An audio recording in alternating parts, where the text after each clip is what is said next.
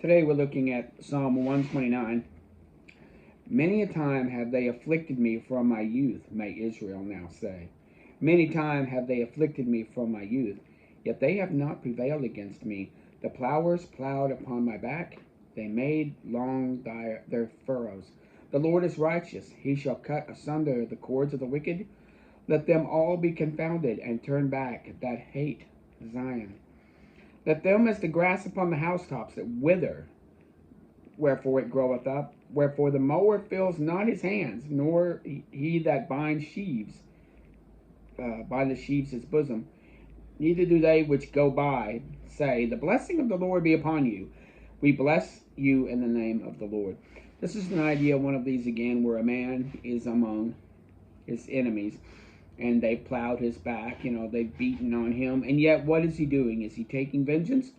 Or is he calling out to the Lord? The Lord is righteous. He will have vengeance. Once again, we're seeing a lot of things happen, both to the Jews and in history to the Christians. But the Lord will have vengeance. The Lord did not call them to vengeance. When you see the Lord using Israel in vengeance, when you see the Lord using Israel in justice for how people have treated one another and how they've treated the Jews, that's a different thing. God has a different way of doing his wrath, and he does do vengeance. He said, vengeance is mine. We are not to take vengeance. And the Jews were not to take vengeance. It was God's vengeance, not their own. They were to take whatever happens to them and take it to the Lord, and the Lord would take care of the vengeance. So they were not to just be avengers. Now, I know they did have the avengers of blood. There was where if someone killed someone, they were a murderer. The avenger of blood, in honor, would obey the Torah in what it says that they could go after that person. That's a different form. The Torah became, by the way, the justice of the nation. It became how you dealt economically, how you dealt civilly, and how you dealt legally with people. But you couldn't just be, carte blanche, I'm mad at you and I'm going to go do vengeance. Anyway, this is a good one. I like what he says, that let them be like the grass on the housetops. The idea that sometimes the roofs were flat and dirt would get up there and sand and then soil and things would blow up there, and sometimes grass would grow, and yet it gets withered because of the sun. So anyway, a very good psalm. Take it to the grid, see what it has to say. Going back to 2 Samuel, we just finished with Absalom has chased out David. And David, he didn't really chase him out. David left. Absalom used a lot of guile. He used some subterfuge. He was very charismatic. He created conspiracies against the king. He told David that he was going to fulfill a vow, but he grew some powerful men together, and he was going to create himself king at Hebron and then move in to be king of Israel. And David heard about this, and he left Jerusalem because he didn't want the troops that were with Absalom hurting the people in Jerusalem. So he takes his people, he takes 600 people, and he took with him the Geshurites and the Pelethites and the Gittites. And these, again, were mercenaries, but they were not like the mean brutes that you see in TV movies. These were actually just strong men of valor who just happened to not be Israelites, but they respected and honored David, and of course honoring the God of David. And these men were good men. They were led by a guy named Benaiah, who was a very strong man of valor, of courage. So he goes out with these. He takes 600 men, and they take with them their wives and their little ones. They move away, because we have to remember at that time, kings would often kill anyone that was loyal to the king, to the other king. So this was a dangerous place to be in. Or like they saw at Ziklag, you leave your little ones behind, they're taken hostage. So it's a very dangerous thing to do. It was safer to take everybody with you. David leaves, takes his wives, he leaves his concubines. And again, those concubines will later live out a prophecy that God had said against David about what he did in silence with Bathsheba, what he did in the dark, he will expose in the light, that even his neighbor, which would be Absalom, would lay with his wives in the sight of the sun, in the sight of all of Israel, and this will happen. It's a fulfillment of this.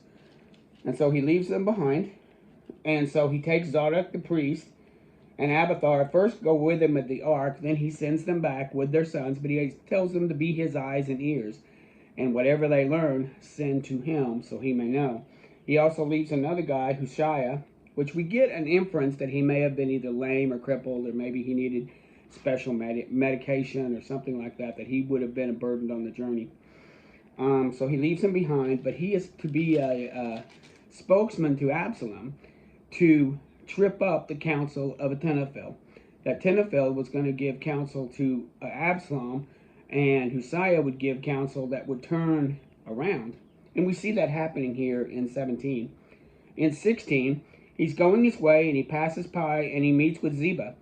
Ziba tries to play another conspiracy here, someone conspiring, but he tries to do it in a very good sort of way. He goes and meets David, and he brings along some donkeys. Excuse me, he brings along he brings along loaves of bread and raisins, summer fruits, and wine. He's again giving them some refreshments along the way, because it's a long journey.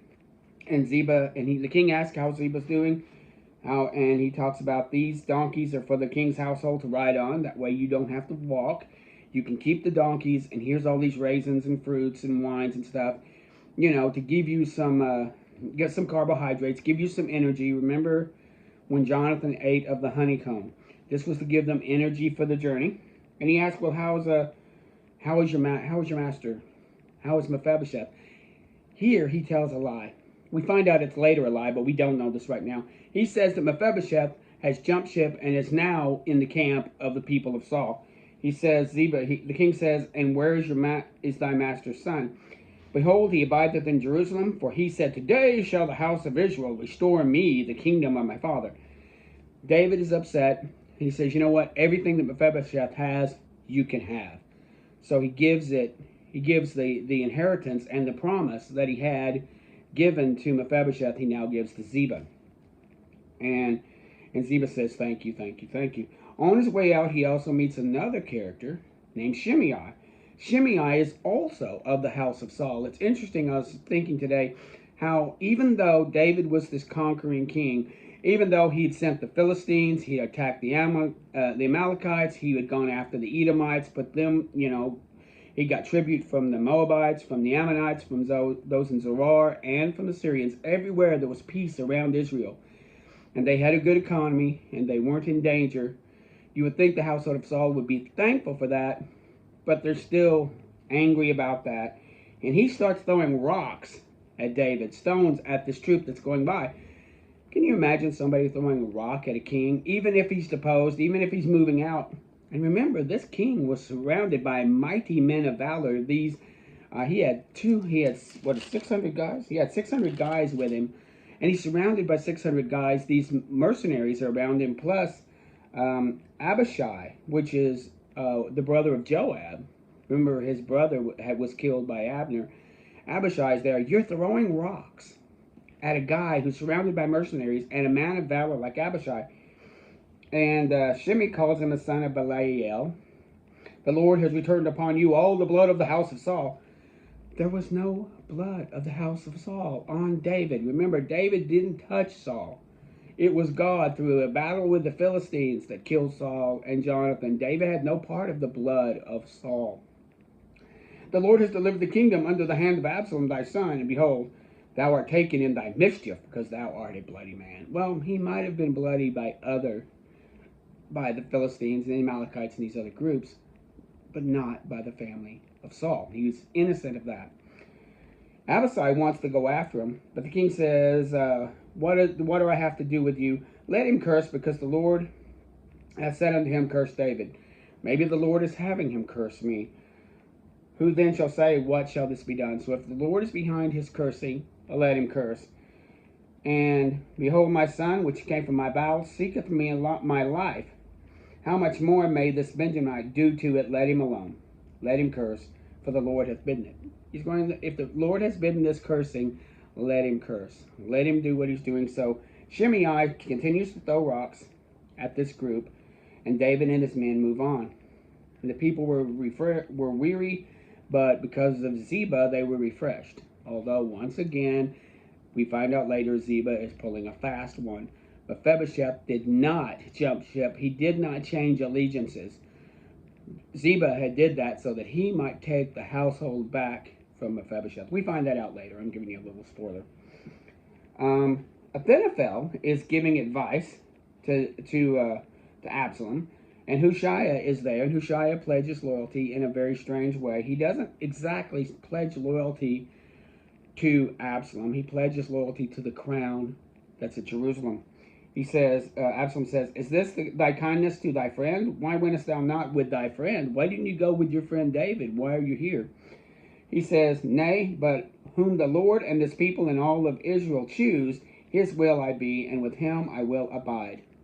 Now, the people accepted David and anointed David. They had yet to anoint Absalom, and of course, the Lord was not behind Absalom's this choice here.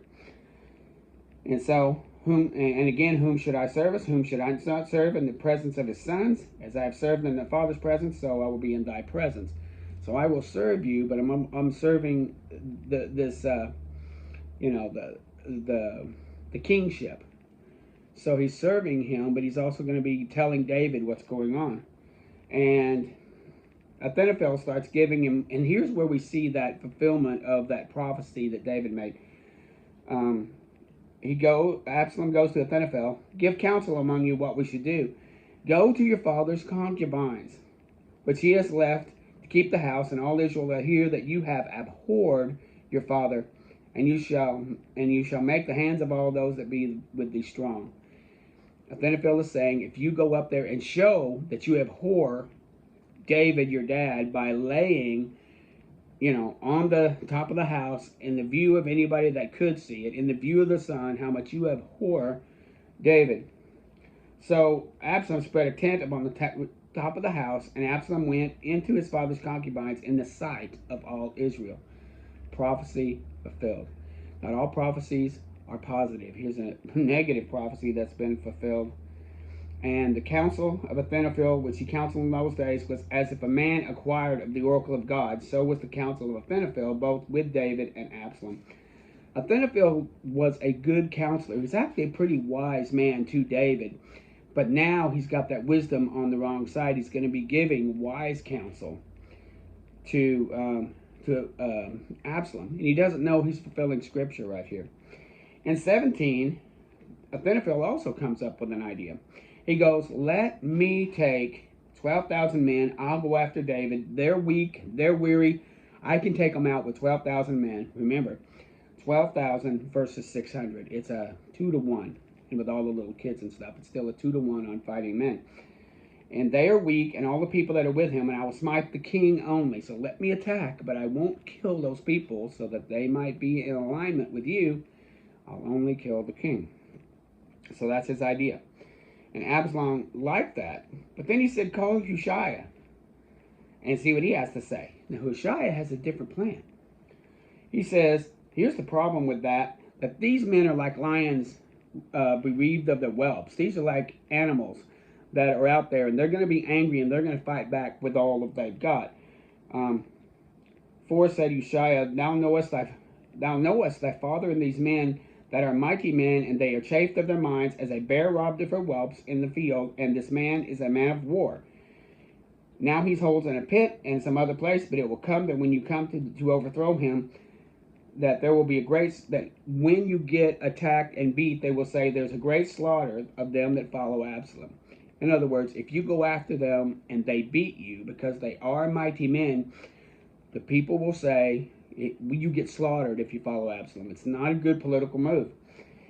He is also of a valiant, whose heart is the heart of a lion, which utterly melt. And all of Israel may know that thy father is a mighty man, and they which be with them are mighty men. So he's making a point that if you go after these guys, they're pretty mighty. And when you lose, you're going to look bad to all the people of Israel.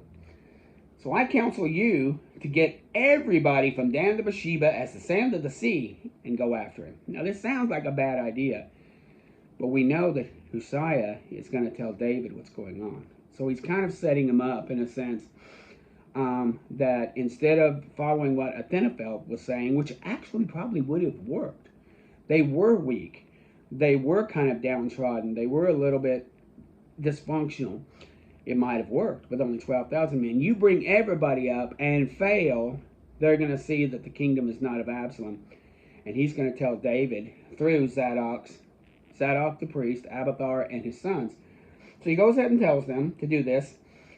So gather all of Israel, and when we come upon him in some place that he be found, and we will light upon him as the dew falls on the ground. Moreover, if he's gotten into a city, we'll pull it down with ropes. And Absalom and all the men of Israel said, the counsel of Hushai is better than the counsel of Ahithophel. For the Lord has appointed the defeat of the good counsel of Ahithophel. His intent was to bring evil upon Absalom. He was still behind David, even though all of this political intrigue was going on. He did not want, what was happening with Absalom he didn't want, but he was dealing with, these are the things that are happening when evil comes into the camp. You know, God's going to control the evil, and yes, he's going to have this happen to the women, to the concubines. But, he's going to bring this back. He's going to bring David back in as king. So, he's going to bring this evil upon Absalom. Remember, Absalom's a murderer also. Absalom killed his brother in cold blood. Now, his brother raped Absalom's sister. Okay, that was wrong. But he kills him in cold blood. So we have this also going on. And he's also a conspirer. He's a liar. He's a deceiver.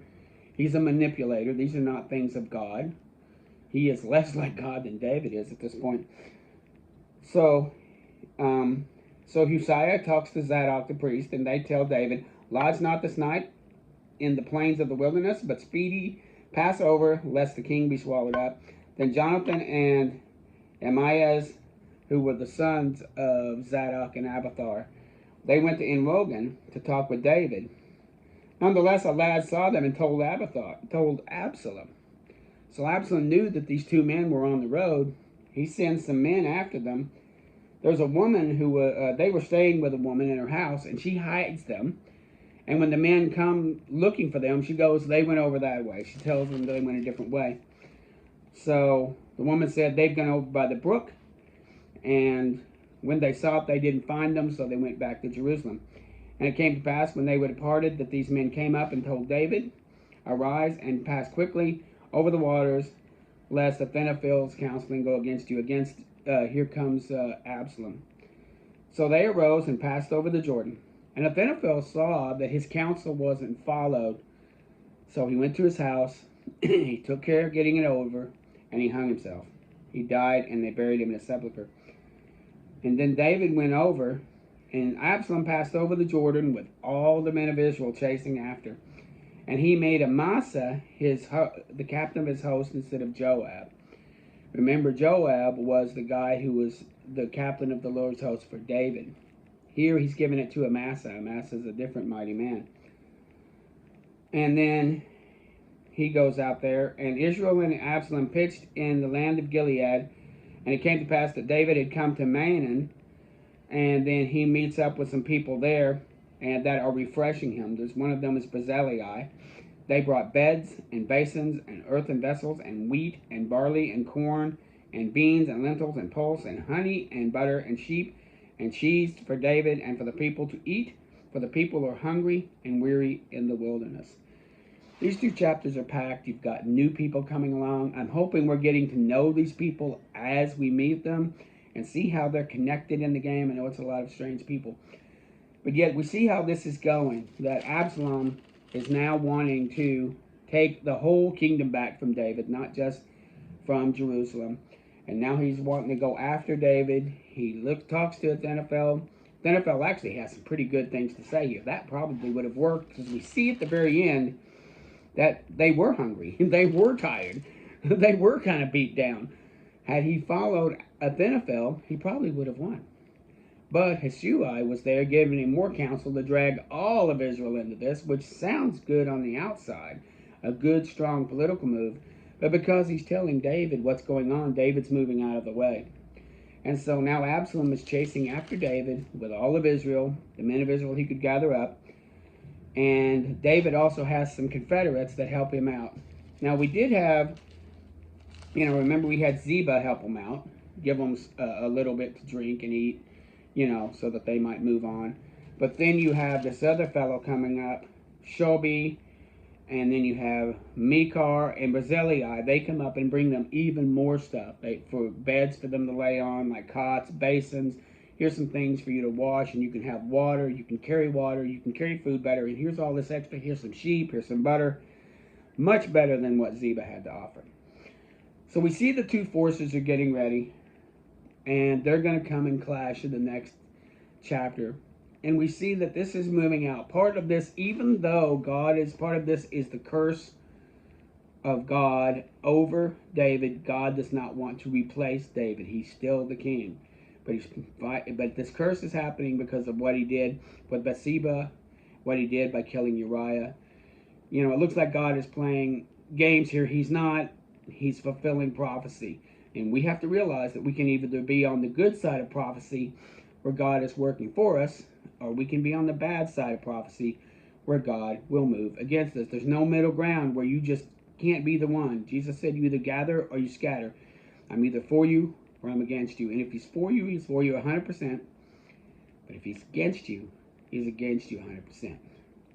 We just live in a period of grace in this whole thing to where he's not coming out for people, against people 100%, but the church is giving 100% because of who Christ is. Anyway, trying not to get too far into connecting the dots with the New Testament, trying to stick with the grid. It's very important to know that this gets a little more complex with personalities, but God is still moving, and he's going to put David back on the throne. Thank you.